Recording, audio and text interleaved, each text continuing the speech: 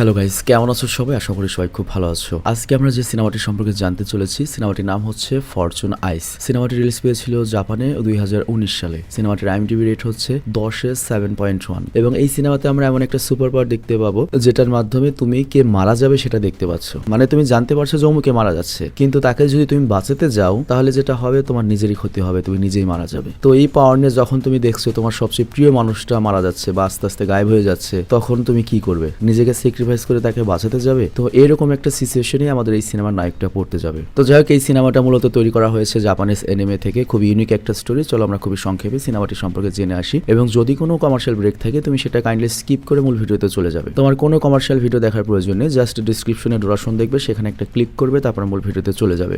স্বাগতম প্রিয় বন্ধুরা, তোমরা কি একঘেয়েমিতে ভুগছো? তাহলে মজা পাওয়ার জন্য আজকের বিষয়টি একদম উপযুক্ত তোমাদের জন্য।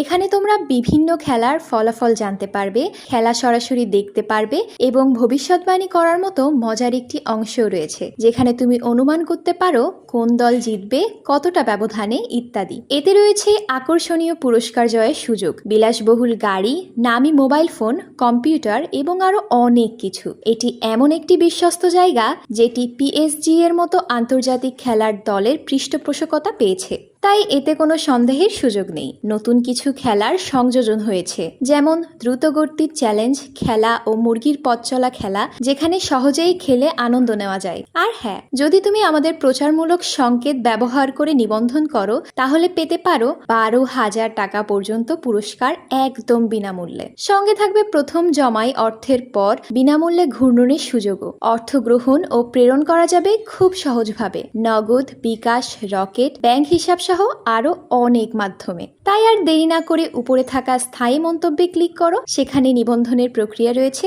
শুধু আমাদের প্রচার সংকেতটি ব্যবহার করলেই তুমি বোনাস পেয়ে যেতে পারো। তো ব্রেক শেষে আমরা মূল ভিডিওতে আসলাম। গল্পটা শুরু হয় একটা মর্মান্তিক দৃশ্যের মাধ্যমে, যেখানে একটা বিমান সবেমাত্র বিধ্বস্ত হয়েছে। মৃতের সংখ্যা শত শত, কিন্তু ভাগ্যক্রমে একটা ছোট্ট ছেলে যার নাম হচ্ছে শিনিচিরো, সে বেঁচে রয়েছে। আর সে তার বাবা মাকে পাগলের মতো খুঁজছে, যারা হয়তো ইতিমধ্যে মারা গিয়েছে। আর তখনই সে একটা ছোট্ট মেয়ের কণ্ঠ শুনতে পায় যে তার মতোই বয়সী, যে শিনিচিরোর কাছে সাহায্য চাচ্ছিল। কিন্তু শিনিচিরো নিজেই তো খুব ছোট, ও জানাই না এখন কি করতে হবে, আর প্রচন্ড ভয় পেয়ে রয়েছে। আর ঠিক তখনই বিমানের একটা অংশ মেয়েটির উপরে পড়ে, আর সেখান থেকে দৃশ্যপট চেঞ্জ হয়ে প্রায় 19 বছর পরে চলে আসে, যেখানে আমরা শিনিচিরোকে দেখতে পাই যে বেশ বড় হয়ে গিয়েছে এবং একটা গাড়ির গ্যারেজে কাজ করছে। আর শিনিচিরোর মালিক হচ্ছে তেতসুয়া নামের একজন, যিনি তাকে নিজের ছেলের মতোই ভালোবাসে, কারণ শিনিচিরোর তো বাবা মা নেই। আর শিনিচিরো তেতসুয়ার মধ্যে তার বাবার প্রতিচ্ছবি অনুভব করে। তো যাই হোক, তেতসুয়া খুব শীঘ্রই তার দ্বিতীয় গ্যারেজ ওপেনিং করতে যাচ্ছে, আর সে চায় শিনিচিরো তার জন্য ম্যানেজার হয়। কিন্তু শিনিচিরো তার এই প্রস্তাবটা প্রত্যাখ্যান করে, কারণ তার কাছে মনে হয় সেই পদের জন্য এখন অতটা যোগ্য নয়। কিন্তু চিন্তা করে আমাদের মতো মানুষদের অফার দিলে আমরা কি করতাম। তবে তারপরেও তেতসুয়া মনে করে যে শিনিচিরো এই জায়গাটার জন্য অনেক বেশি যোগ্য, আর এই জন্য সে শিনিচিরোকে আরো চিন্তা করার সুযোগ দেন। আর এইদিকে তেতসুয়ার যে মেয়ে, যার নাম হচ্ছে মিৎসুগো, যে শিনিচিরোকে ছোট ভাইয়ের মতো দেখে, সেও শিনিচিরোকে বোঝায় যে এই পোস্টের জন্য শুধুমাত্র তুমিই যোগ্য রয়েছে।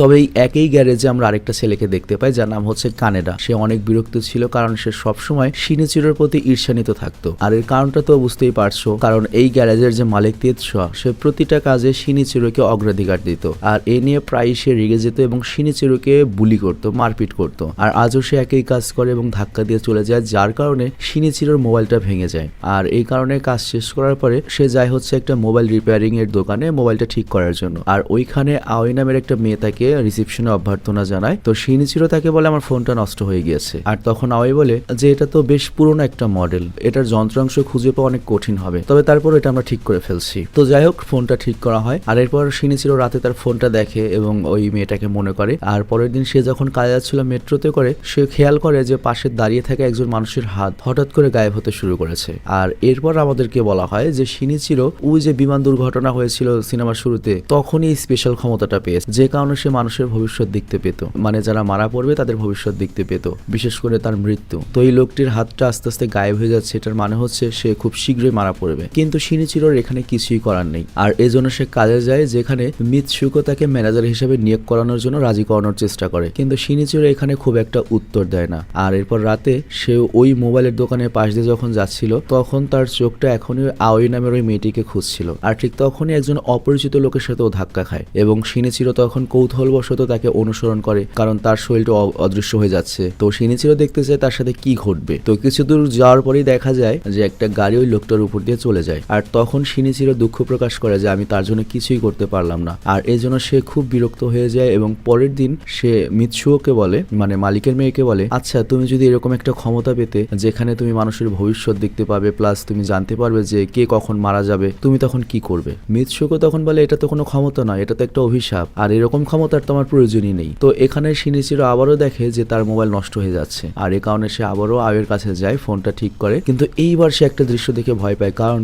আওয়ের হাতও অদৃশ্য হয়ে যাচ্ছে। তবে আওয়েকে সে যেহেতু পছন্দ করে, এইবার সে আওয়েকে বাঁচানোর সিদ্ধান্ত নেয় এবং কাজ শেষ করার পরে তাকে দেখা করার জন্য ডাকে। তো আওয়ে প্রথমে এটা নিয়ে ভাবে, তবে তারপরেও সে কফি শপে কাজ শেষে দেখা করার জন্য প্রতিশ্রুতি দেয়। তো এরপর কফি শপে ওরা যখন দেখা করে তখন দেখা যায় যে আওয়ের যে অদৃশ্য হাত সেটা আবার সেরে উঠেছে, তার মানে ওর উপর যে মৃত্যুর ঝুঁকি সেটা চলে গিয়েছে। তো এটা দেখে ও খুব খুশি হয়। আর তখন আওয়েকে জিজ্ঞাসা করে যে তুমি আমাকে এই কফি শপে কেন ডেকেছো? তো এইখানে আমাদের শিনিচিরো বলে, আমার কাছে ভবিষ্যৎ দেখার শক্তি রয়েছে, কিন্তু আমার মনে হয় তুমি এটা বিশ্বাস করবে না। আর এজন্য শিনিচিরো দুঃখিত বলে সেখান থেকে চলে যায়। কিন্তু বাড়ি ফেরার সময় ওর বুকে ধরফর অনুভব হয় এবং ব্যথা জাগে, তবে তারপরেও কোনো রকমে বাড়ি ফিরে আসে। আর পরের দিন ও আত্মবিশ্বাসের সাথে ওর মালিক তেতসুয়াকে বলে আমি ম্যানেজার হওয়ার জন্য প্রস্তুত। তো এরপর আমরা দেখতে পাই ও গভীর রাত পর্যন্ত গ্যারেজে কাজ করে। আর তখন হঠাৎ করে আওই ওর সঙ্গে দেখা করার জন্য আসে। তো শিনিচিরো তো ওকে দেখে অবাক হয়ে যায়। তো আওই তখন বলে যে আমি দোকান থেকে তোমার ঠিকানাটা নিয়েছি, আর আমি তোমাকে একটা গুরুত্বপূর্ণ বিষয় বলতে এসেছি। তো এই কথা শোনার পরে শিনিচিরো আওইকে কফি অফার করে।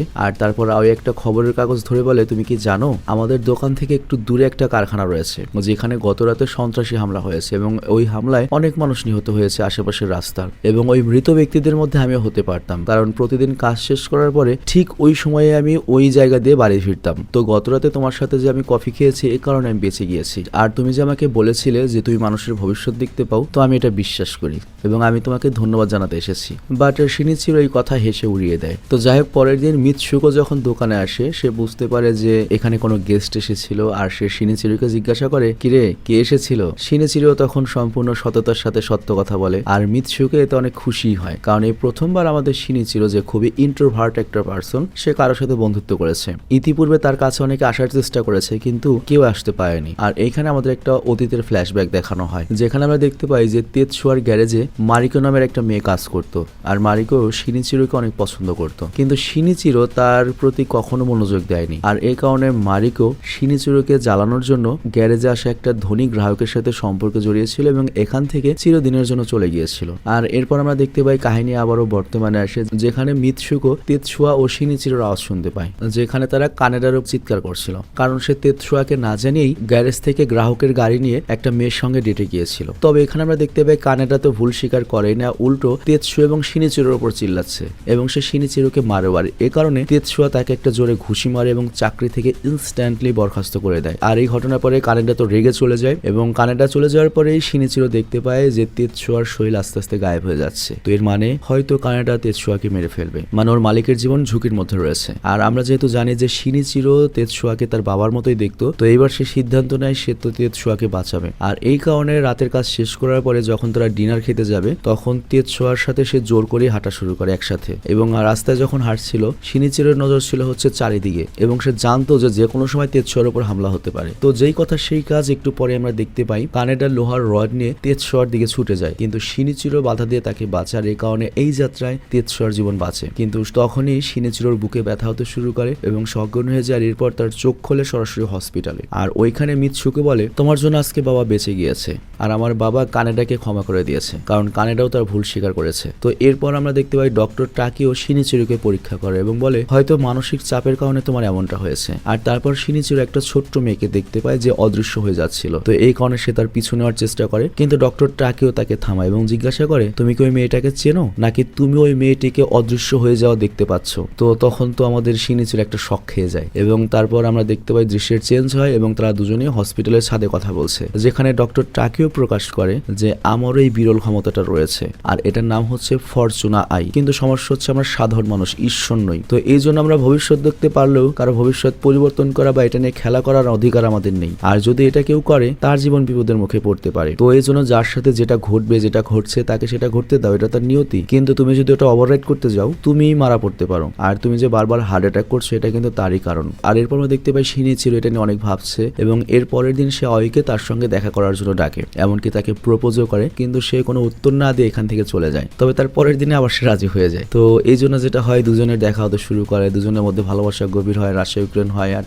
আর এরপর আমরা দেখি কানাডা তেজসোয়ার কাছে কাজ চাইতে আসে, আর এখানে শিনিচিরো কানাডার পক্ষ নিয়ে সুপারিশ করে, আর তাই তেজসোয়া তাকে কাজে নিয়ে নেয়। যে কারণে কানাডা, তেজসোয়া, শিনিচিরো আর সবার সাথে একটা ভালো সম্পর্ক হয়েছে এবং কানাডাও ক্ষমা চেয়ে ধন্যবাদ জানায়। আর পরের দিন আমরা দেখি শিনিচিরো নিজের এবং আওয়ের বিবাহের জন্য একজোড়া আংটি কিনছে, আর তারপর সে যে হসপিটালে চেক আপের জন্য, কিন্তু ডক্টর তাকে সতর্ক করে দেয় যদি আর একবার তোমার বুকে ব্যথা হয় বা একবার অ্যাটাক হয় তুমি কিন্তু বাঁচবে না, মারা পড়বে। আর এটা জানার পরে শিনিচিরো আবারও গ্যারেজে যায়, আর তখন একটা ধনী ছেলে তার গাড়ি মেরামত করতে আসে। আর এটা কিন্তু অন্য কেউ না, বরং ওই যে মারিকে নামের একটা মেয়ে ছিল যে শিনিচিরোকে পছন্দ করত, তার বয়ফ্রেন্ড। আর এই জন্য শিনিচিরো করে কি, মারিকোর সম্পর্কে ছেলেটাকে জিজ্ঞাসা করে, কিন্তু এই ছেলেটা উল্টো মারিকোর সম্পর্কে অনেক খারাপ ভাবে কথা বলে এবং শিনিচিরোকে অনেক বাজে বাজে কথা বলে। তবে তারপরেও শিনিচিরো শান্ত থাকে এবং পরের দিন যখন ওই বড়লোক ছেলেটা আবার গাড়ি নিতে আসে, তখন শিনিচিরো দেখে যে সে কিভাবে বাতাসে মিলিয়ে যাচ্ছে, তার মানে মারিকোর বয়ফ্রেন্ডও মারা যাবে, কিন্তু সে সিদ্ধান্ত নেয় ব্যাটাকে সে হেল্প করবে না। এবং এর পরের দিন আমরা দেখতে পাই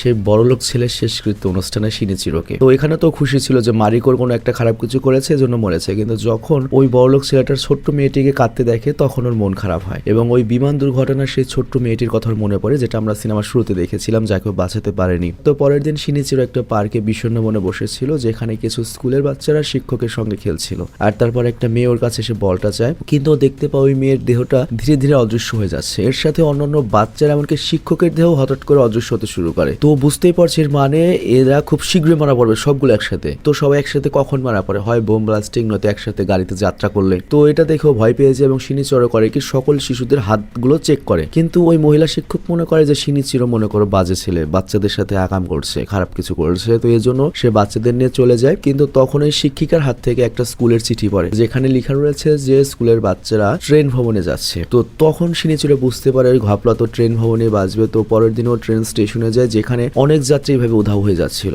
তো শিনিচিরো বুঝতে পারে যে পরবর্তী সকাল মানে আগামীকাল সকাল 7:30টায় যাবে তো ওই বাচ্চারা, এবং ওই ট্রেনে যারা যাতায়াত করবে তারাই মারা পড়তে চলেছে, কারণ ট্রেন দুর্ঘটনা ঘটবে, এবং এই ব্যাপারে নিশ্চিত হয়ে যায়। আর তখনই শিনিচিরোর মনে পড়ে যে আয়ো তো এই ট্রেনে বাড়িতে যায়, তোর মানে ওর জীবনে ঝুঁকিতে রয়েছে। তো এই জন্য সে করে কি রাতে আয়োর সঙ্গে দেখা করে এবং ওকে নিরাপদে দেখে খুশি হয়, এবং আসন্ন বিপদ থেকে রক্ষা করার জন্য ও আয়োকে 3 দিনের ট্রিপে নিয়ে যাওয়ার প্রস্তাব দেয় যে একসাথে বেড়াতে যাব। তো আয়ো প্রথমে অনেক ভাবে, আর তারপর হ্যাঁ বলে দেয়। শিনিচিরো খুশি হয়, কিন্তু ওকে তো শিশু এবং অন্যান্য বাচ্চাদেরও বাঁচাতে হবে, মানে ওর গার্লফ্রেন্ডকে নয় বাঁচালো, কিন্তু বাকিদেরও তো বাঁচাতে হবে। তো এই জন্য সে স্কুলে ট্রিপ বাতিল করতে বলে, কিন্তু কোনো বৈধ কারণ না থাকে স্কুল কর্তৃপক্ষ ভ্রমণ বাতিল করতে অস্বীকৃতি জানায়। আর এরপর সন্ধ্যায় শিনিচিরো করে একটা চিঠি লিখে, যেখানে সে আয়োকে সবকিছু সত্যি বলে, যেখানে সে ট্রিপের মিথ্যা বিবৃতিও অন্তর্ভুক্ত করা হয়েছে। এর সাথে সেটাও লেখে যে আয়োকে সে কত ভালোবাসে, কিন্তু তার পুরো পরিকল্পনা পরের দিন সকালে নষ্ট হয়ে যায়, যখন আয়ো তাকে মেসেজ করে বলে আমার সহকর্মী অসুস্থ, এই জন্য আমাকে দোকানে যেতে হবে। তো বার্তাটা পড়ার পরে তোর মাথা খারাপ হয়ে যায় এবং শিনিচিরো স্টেশনের দিকে যেতে থাকে, কিন্তু তখনই পুলিশ তাকে এসে বাড়ির বাইরে গ্রেপ্তার করে। অ্যাকচুয়ালি স্কুলের শিক্ষিকা ওদের বিরুদ্ধে অভিযোগ দায়ের করেছে, কারণ ওই শিশুদের সাথে খারাপ ব্যবহার করেছিল, একটা ভুল বোঝাবুঝি আর কি। তবে তারপরেও এখানে